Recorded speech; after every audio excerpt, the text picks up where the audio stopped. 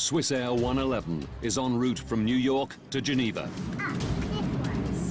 The passengers are settling back to enjoy the flight. Business class and economy class, they would have absolutely no idea that anything was amiss. As cabin power is cut, some passengers are mildly concerned. There's no need to worry. We'll be landing very shortly. But in the cockpit, it's a different story. I could hear a master warning tone, and I had no idea of what that meant. The pilot's attempts to control the jumbo are failing. Few on board realize they only have minutes to live.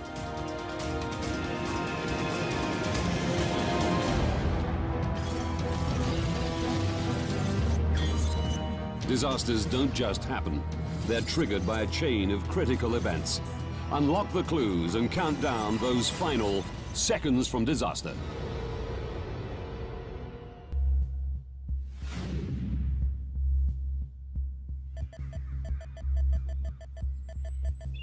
Golden's Bridge, New York.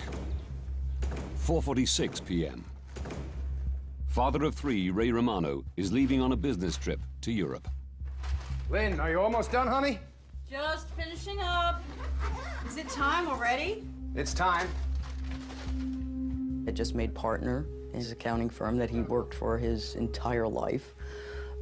He was just an all-around good man. I'll see you next week. Please call. Of course.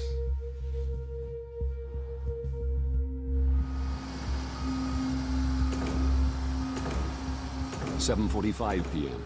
Eastern Daylight Time. New York's JFK Airport.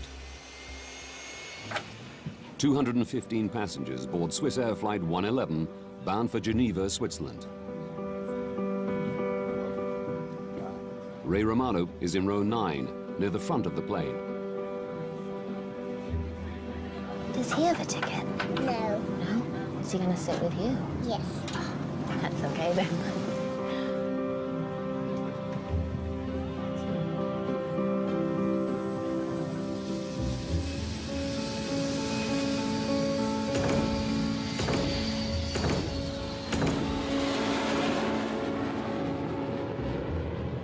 Captain Urs Zimmermann and First Officer Stefan Löw will fly through the night on the 8-hour journey.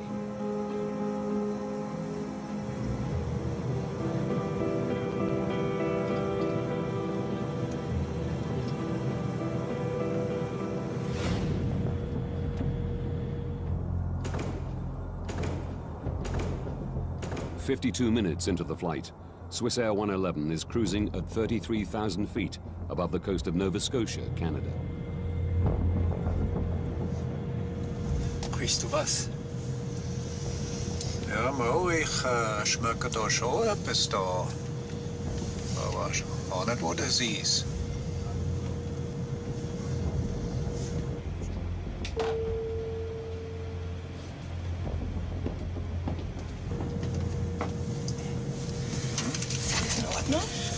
Schmeckt dir etwas in der Kabine dahinter? Ich kann hier drin riecht es etwas komisch, aber draußen, draußen in der Kabine gar nicht, nein. Nicht, gar nicht? Nein, gar nicht. Just air conditioning, huh? Yeah.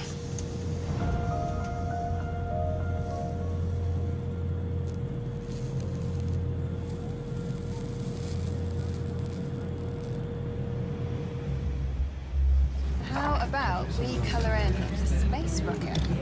I'm going to just look for pink and purple. Thank you. Just perfect.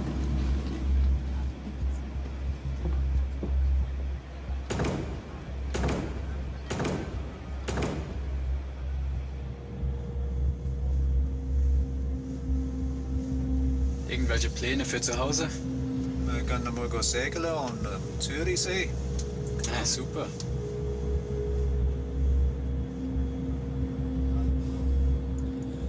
Ist es eben nicht so gut da. Hm?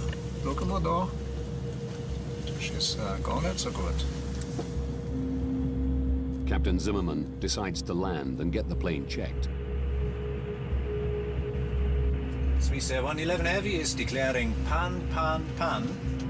We have smoke in the cockpit. Request immediate return to a convenient place, please. I guess Boston. Swiss Air 111 Heavy, go ahead. Air traffic control tells him Halifax Airport is much closer than Boston, just 122 kilometers away. Would you prefer to go into Halifax? Affirmative for Swiss Air 111 Heavy. We prefer Halifax from our position.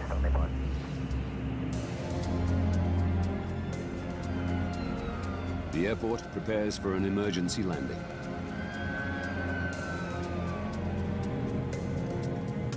The smoke has gone, but the pilots still want the plane checked. They use oxygen masks as a precaution and begin to descend. The captain has turned on the fasten seatbelt sign.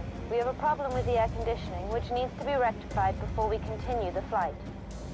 We'll be detouring into Halifax Airport in Canada.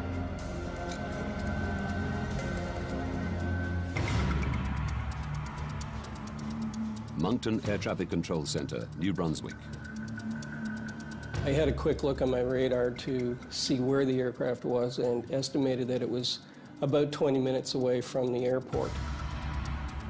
It's Bill Pickrell's job to guide the plane safely into Halifax. It was going to be a fairly straightforward operation because they were lined up almost perfectly for a straight approach at that point. Swiss Air 111, good evening. Can I vector you to set up for runway 06 at Halifax? Yes, vectors for 6 will be fine on Swiss Air 111 Heavy. Okay, it's a back course approach for runway 06. We're 30 miles to fly to the threshold. We need more than 30 miles. Swiss Air 111, roger, turn left, heading out 0130. The plane is too high to make it into Halifax on the first pass. As a general rule, at that distance from the airport, ideally the aircraft would have been down around 10,000 feet. In this case, they were approximately 20,000 feet or slightly above that. The pilots loop while they descend further. Swiss Air 111, when you have time, can I have the number of souls on board and the amount of fuel you have left? Roger, we must dump some fuel. We'll maybe do that in this area during descent. My reaction was to turn to my colleague and say, oh no, he has to dump fuel now, and then immediately look to see where it would be safe to do it and at the same time keep him close to the airport. Pickrell suggests they dump over the airport or detour further and dump over the ocean. The pilots choose the ocean. It'll be about 10 miles before you're off the coast. You're still within about 25 miles of the airport if you have to get to the airport very quickly. Okay, that's fine for us. Please tell me when we can start to dump the fuel.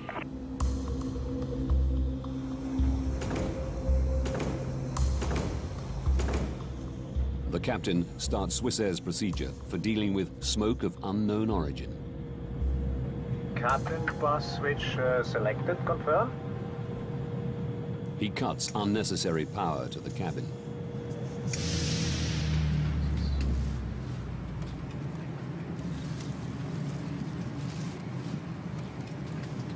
Excuse me. Should we be concerned at this point? There's no electricity and the aircon's gone off. No, the captain has assured us there's no need for concern. It's just usual procedure in an emergency landing. An emergency landing? There's no need to worry. We'll be landing very shortly. Could you strap her in, please?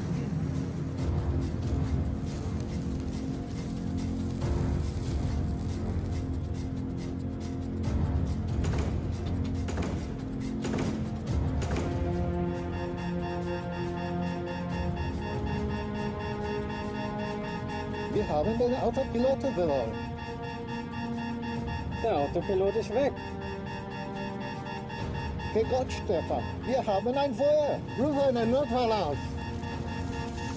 And we are declaring emergency now, Swiss Air 111. Copy that. Oh my God. The aircraft is at least 6 minutes from the airport.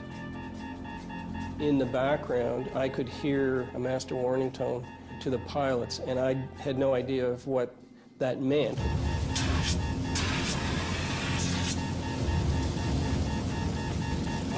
Komm schon, mach das! 11 Heavy V starting damp, now we have to land immediate. Swiss Air 111, roger.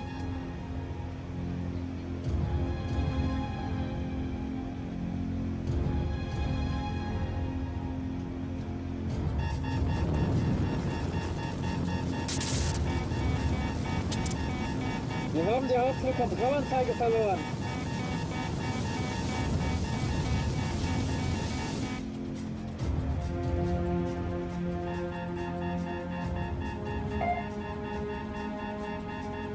We've lost the transponder. Transponder's gone. Come in, Swiss Air 111. All communication with the plane is lost. Swiss Air 111, come in. Air traffic controllers can now only follow its path on their radar. Swiss Air 111, come in. We noticed that the aircraft had turned away from the airport and was proceeding westbound down the coast. And that was when we realized that something had gone horribly wrong.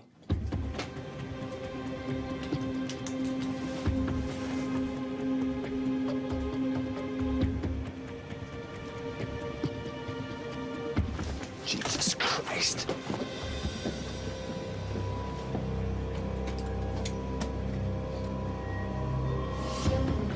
Please, we have seats at the back. Go straight down. My colleagues will help you.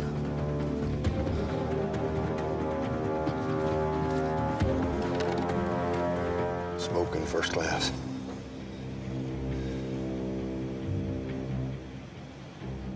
For 6 minutes, Bill Pickerel watches the plane's erratic course. It was a very, very helpless feeling to just sit there and not be able to do anything about it.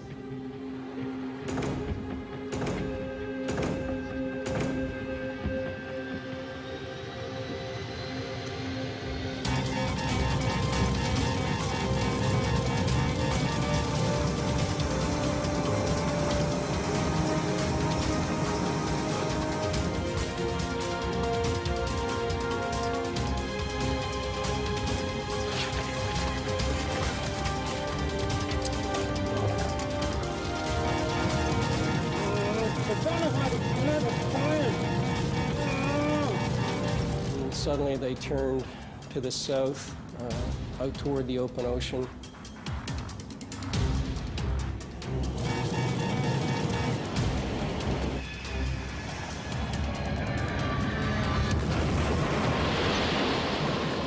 And the aircraft disappeared. Oh my God, I think we've lost her. I think we've lost it. Swiss Air 111, come in. Swiss Air 111. Oh my God.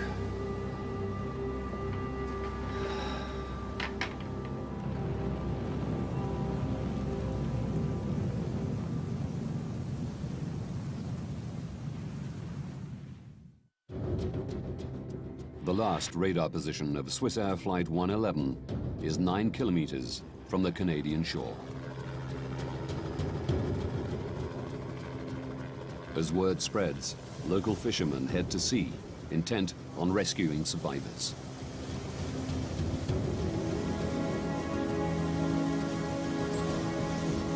We think nothing of jumping in the boats in the nighttime and going and helping out as much as you can.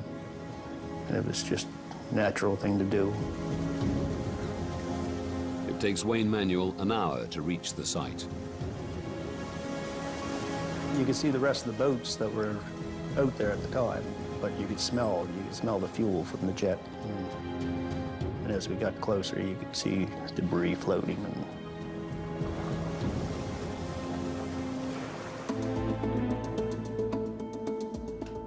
865 kilometers away, in Goldens Bridge, New York, Lynn Romano is catching some news.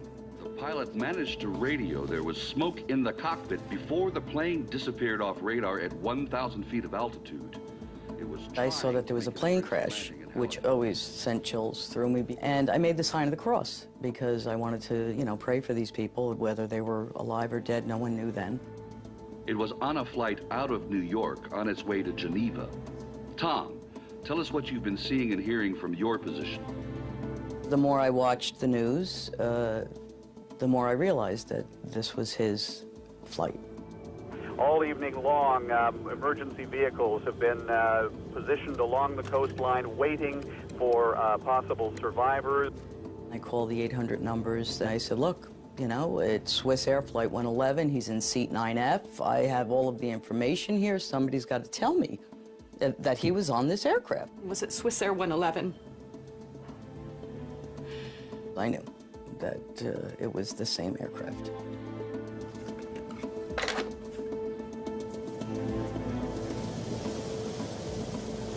Most of what we seen floating were clothes and pieces of suitcases and shoes and I think we went past one part of the plane at one time, like probably a half a dozen windows out of the side of it. And that was the biggest thing that we seen, I believe. Wayne hoped to find survivors. You always hope, but after you got there and you seen what was floating, you knew that there was nothing left. There wouldn't be any survivors.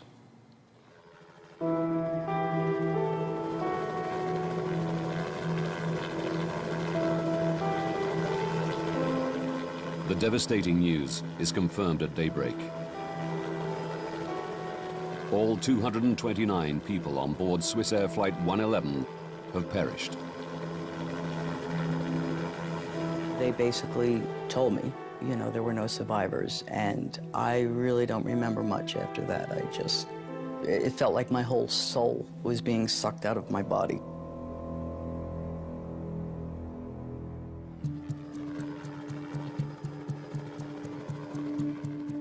The Canadian Transportation Safety Board launched an investigation. The deputy chief is Larry Vance. He has 31 years' experience as a pilot and 14 as an air crash investigator. His starting point is the tape from air traffic control. We had quite a bit of information, in fact, from the very beginning, because we knew that the aircraft had caught on fire, if you will, and that the pilots were fighting that circumstance. What we were interested in was how the fire started, how the fire spread, and how it eventually disabled the airplane. That's the key for us, was to answer those three questions. Now, by going deep into this investigation, we can reveal what caused a modern passenger airliner to plummet into the Atlantic Ocean, killing everyone on board.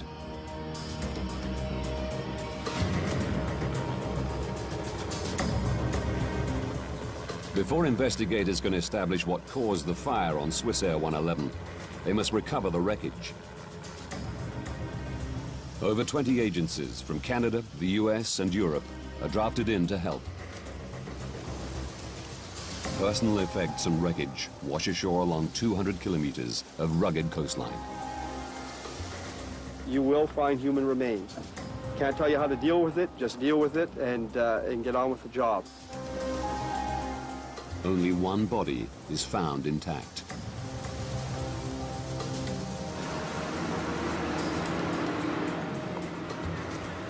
Divers and remotely operated vehicles scour the wreckage 54 meters under the sea.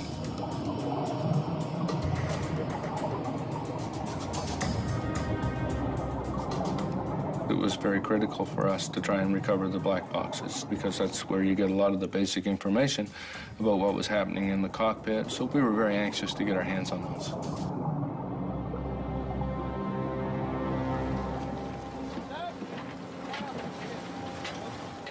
Within 9 days of the crash, both black boxes are found intact. Do we see the emergency checklist of air conditioning smoke? The team learn that the pilots first smelled and then saw smoke. Stefan, der Rauch ist weg. But after the smoke cleared, it returned, bringing fire with it. What's Air 111? Check you're cleared to start fuel dump.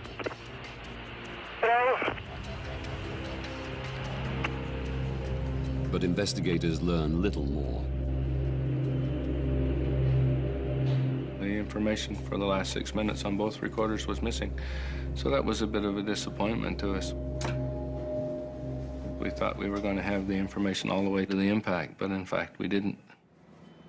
The black boxes don't provide any quick answers. But Vance is confident the plane's wreckage holds more clues.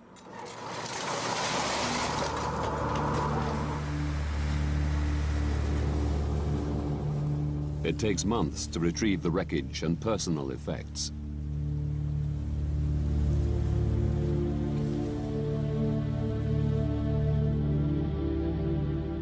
Bereaved relatives are invited to come and reclaim their loved ones' possessions.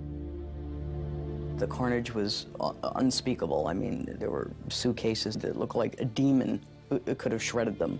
And yet there were certain things that were just in perfect condition that they just, you know, picked up out of the water. Lynn sees her husband's notepad with the shopping list he wrote that morning. The fact that, you know, his notepad was there that I could read, magazines were intact, but none of the passengers except one. And when I asked them, you know, why? How could this be? Basically, they just explained it as the G-force and, you know, what happens, and then I wish I never asked.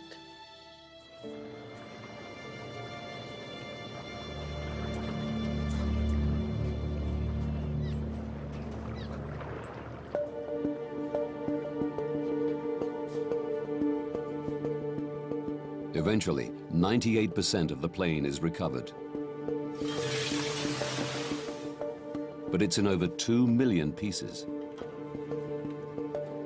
The difficult task of finding clues is made easier as the plane crashed not on land, but in water. It presented us with a very unique opportunity because not very many times are you going to have an event where you have a full-fledged fire in progress, extinguished all at the same time, all instantly, so it preserves that fire in that moment of time. Investigators' priority is to establish where the fire began and what initiated it.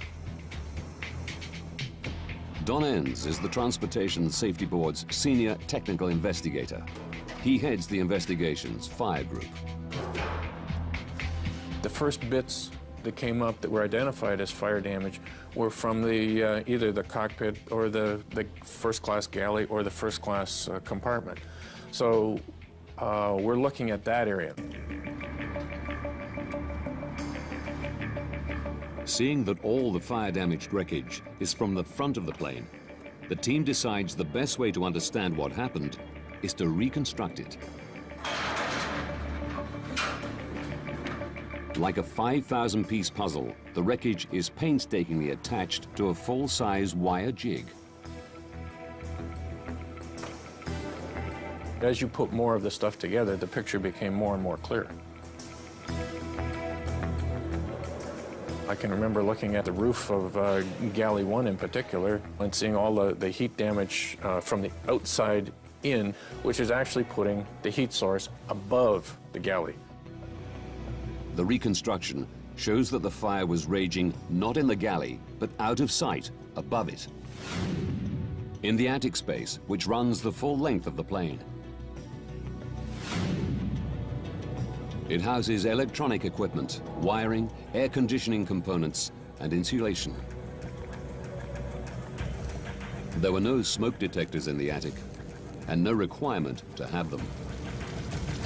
Passengers would have absolutely no idea what was going on until the fire actually came through the ceiling, and even that would only have happened in the first-class galley, maybe in the first-class section. At the back of the airplane, business class and economy class, they would have absolutely no idea that anything was amiss. A bulkhead wall divides the attic into 2 compartments, with a small tunnel for wiring to pass through. By understanding who could smell the smoke when, from the black box recordings.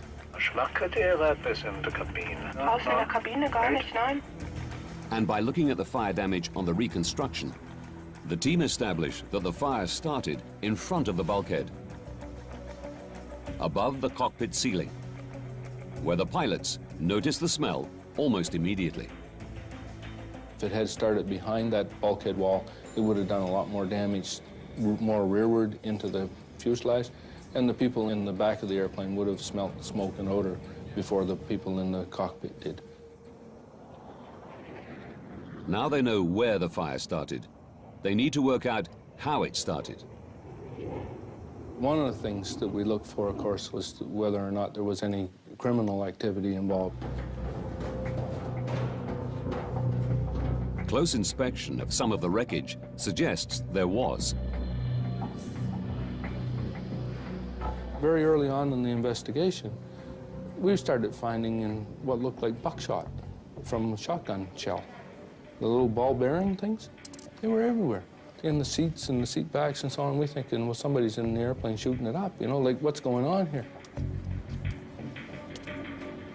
They question whether the fire was part of a terrorist plot, where someone boarded the plane with a shotgun.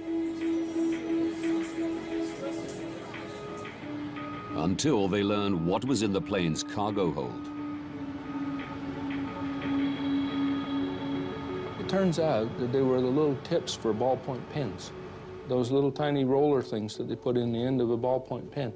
There were tens of thousands of those things.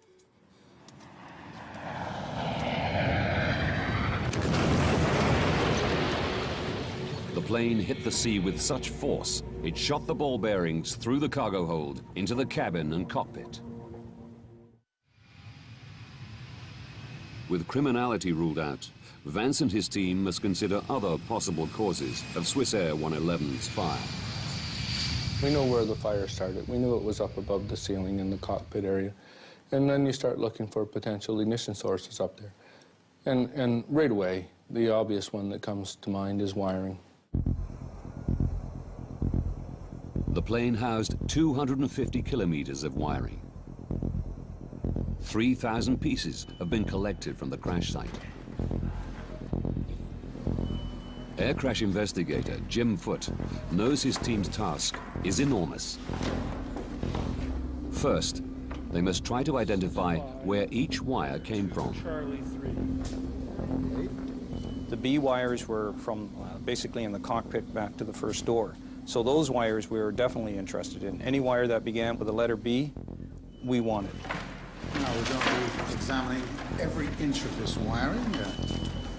Jim's team search for damaged or missing insulation to see if they can find the wire that ignited the fire. Any wire, if you get the wire rubbing against a metal piece, then you can wear through that insulation. And if that wire is powered, then you could have an arcing event as it touches that structure. An arcing event is an electrical discharge which leaps from an exposed live wire. Like a tiny bolt of lightning, it creates a split-second flash of light and intense heat. This arc melts the wire's copper threads, leaving a telltale copper ball. It's these copper balls the team search for. They find 20 wire segments that had arced. Most of them ran through the ceiling of the cockpit. Any of them could have sparked the fire. 8 of the wire segments powered the state-of-the-art personal in-flight entertainment system, which was fitted to the first and business class cabins in the year before the disaster.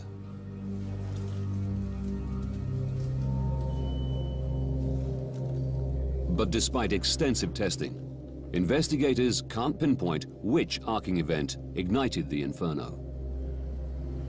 Quite disappointed with all the effort that we had put in, all the material that we had recovered, that we hadn't isolated ourselves down to the lead event arc. Analysis of the wiring comes to an end. Jim Foote is resigned to not finding the initiating arc. But as he packs up, he takes one last look at one of the arced wires from the in-flight entertainment system. He wasn't treating them quite as carefully as he had in the past, so he was opening up the ends that were all crumpled up. I started to unravel these wires. Lo and behold, I found a second arc mark on the same phase as one of the other ones that we already noted. Larry? Have a look. I knew these wires well enough, and Jim knew them well enough, that when I looked through that microscope and I saw that tiny little arc, I thought, wow, that's it. We found it. Jim found it. To confirm that this is the arc that sparked the fire, they place it into a mock-up of the cockpit ceiling's wiring system. There's a lot of wires that come through the ceiling at that area, and they're attached to a metal bracket. What we think happened is that this wire chafed on this bracket. Planes are subjected to constant vibration as they travel at over 900 kilometers an hour. Investigators believe vibration caused the chafing. The wire's insulation became damaged, allowing the wire to arc on the metal bracket. We finally come to a conclusion in our own minds, almost instantly, to say that had to be it, because we knew from the positioning of those wires that where he had found that little arc was exactly where the fire had started. The team were concerned the in-flight entertainment system had not been properly installed. As a precaution, Swissair removed this non-essential system from its entire fleet. We can begin to speed up this process. Investigators had found the source of the fire on Swissair 111, but there were more questions they wanted to answer. They knew the pilots couldn't prevent the fire. They needed to know whether they could have prevented the crash. As investigators, you have to say what circumstances were these pilots in that caused them to do what they did that led to the eventual loss of the aircraft. Vance and his team scrutinized the decisions they made in the minutes before impact.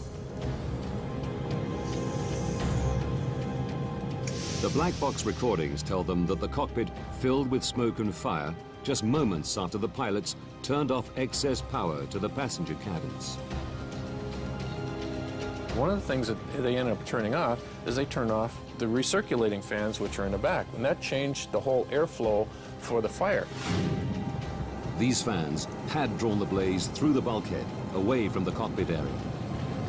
Once switched off, the blaze changed direction. It just went like that. It changed just right off the bat. The fire raged above the cockpit, burning through the ceiling and disabling critical aircraft systems. We took out almost all of the pilot's instruments that they used to control the airplane, to fly the airplane, to keep it upright, to know which way's up and which way's down. And these instruments all started to fail, all in and around the same time. The stricken plane was no longer flyable. But the pilots are not blamed for turning off the power to the passenger cabins. They were following Swissair's procedure for managing smoke of unknown origin. Ultimately, there was one critical decision the pilots made in the minutes before the crash, which attracted widespread criticism. There are still questions about whether the pilots took too long to try an emergency landing. Investigators say they turned towards Halifax, but then looped again over the sea to dump fuel. The pilots' choice to dump fuel added minutes to the flight. It was a procedure they could have ignored. Investigators want to know whether this detour cost the lives of the 229 souls on board. So what was our initial altitude? It was 33,000 feet.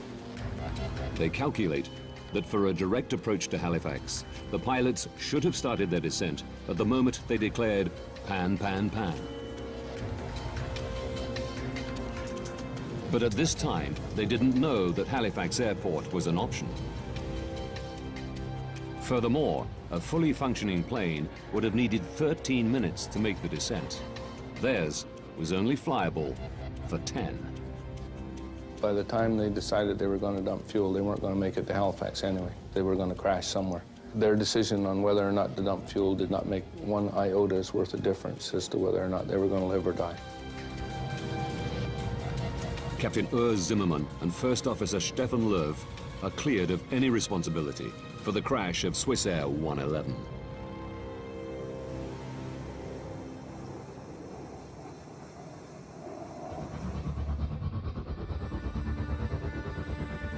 The investigation team successfully reconstructed the front of the plane, established where the fire began, and found the arc that sparked it. But they know a single spark did not bring the airplane down. To prevent future fires, the team needed to find out what had been burning. The threat to the airplane, in fact, was what was fueling the fire.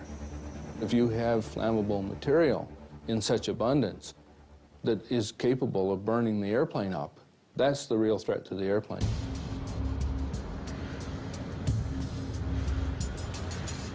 All the materials in American planes have to pass the US Federal Aviation Authority's flammability test before they can be used. But something in Swissair 111's attic was clearly very flammable. I can think of nothing in the areas that exist that would promote burning. Their attention is drawn to the shiny metallized material that covered the fiberglass insulation, MPET, more commonly known as metallized mylar. We recovered some of that insulation blanket cover material, the metallized mylar, floating on the ocean. There were little pieces of it, and what do you suppose, but it showed burn marks. It showed that it had been on fire. Metallized mylar was installed in 699 US registered planes. If it had fueled the fire, all of them were also at risk. We had enough of it that we were recovering that wasn't burned that we took a wee bit of it and set it on the hangar floor and touched a match to it.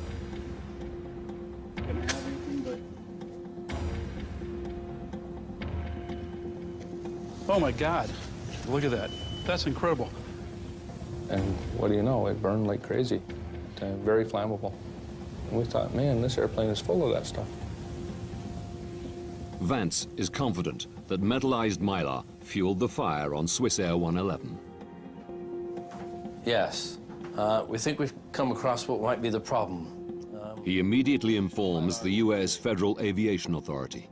It's a cut fire. They had flame-tested metallized mylar more than 10 years earlier and passed it for use. One of the things that we did was to go back and look at the history of this metallized mylar to see if there had been previous opportunities to identify that as a hazardous material. And in fact, we found several events during which metallized mylar was on fire in airplanes. As a result of these previous fires, the plane's manufacturer, McDonnell Douglas, suggested metallized mylar should be stripped from all their aircraft.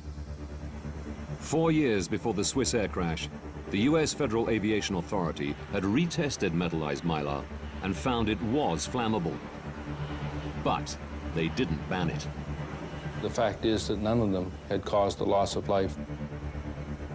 Had one of these previous accidents resulted in a number of fatalities, if you had a body count, then they may well have reacted differently. The FAA now had a body count of 229. Again, they tested the metallized mylar, subjecting it to much more realistic in-flight fire conditions. It failed. The FAA gave US airlines 4 years to strip it from their planes. We know that we got results because we had blood on the water. There were a number of people did, and then people paid attention to it, and then we were able to move forward with our safety message and have it accepted. The investigation into Swiss Air 111 was the longest the Canadian Transportation Safety Board had ever undertaken. It took 4.5 years to complete. Using the detailed information that investigators unearthed, we can now reveal precisely what took place on Swiss Air 111 and what the pilots faced in the minutes before impact.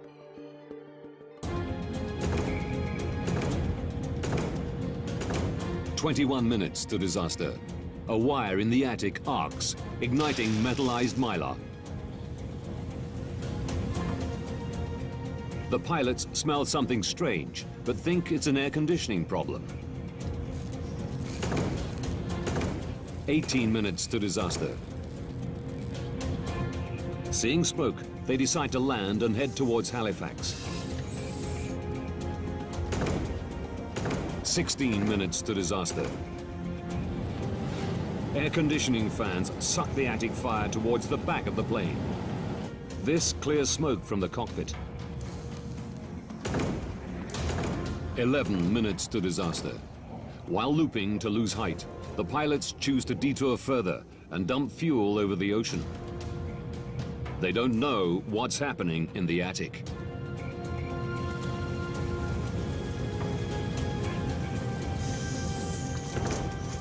Eight minutes to disaster. The captain cuts power to the cabin.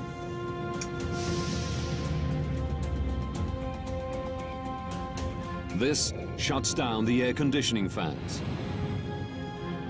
allowing the inferno to rage directly above the cockpit. 7 minutes to disaster. The blaze destroys the autopilot system, forcing the pilots to fly manually.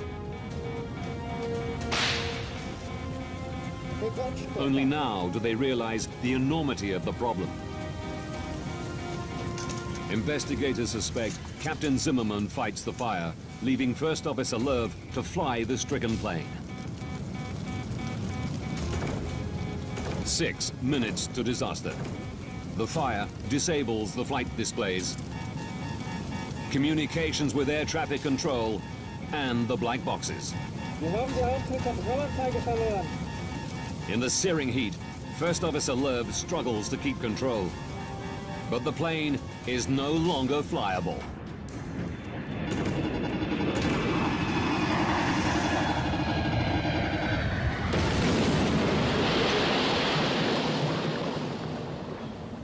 All 229 passengers and crew are dead.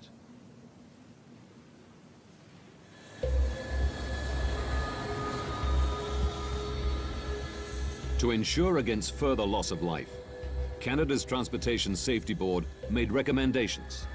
Many have been adopted globally by the aviation industry. They suggested that procedures for dealing with smoke of unknown origin be radically rethought. Our recommendation was that if you have smoke or odor in an airplane, that you have to assume that it is a fire that's out of control until you prove otherwise. And that, I think, has sunk its way into the aviation community a lot better than it did before Swiss Air 111. Investigators' biggest success was the banning of flammable metallized mylar. We know as a result of the Swiss Air 111 investigation that materials that might otherwise have been put in airplanes are no longer being put in airplanes, so a lot of good work has been done and a lot of good safety action has been taken.